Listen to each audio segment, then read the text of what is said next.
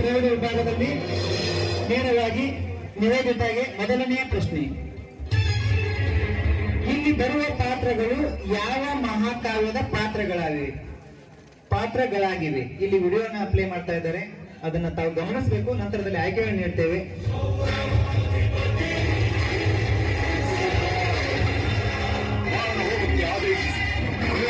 ಮಾಡಿ ಆ ಪಾಂಡವರು ರುಂಡವನ್ನು ಜೊತಾಡಿ ನಿನ್ನ ಪಾದವನ್ನು ತೋರ್ಪಾಗಿಸುವುದು.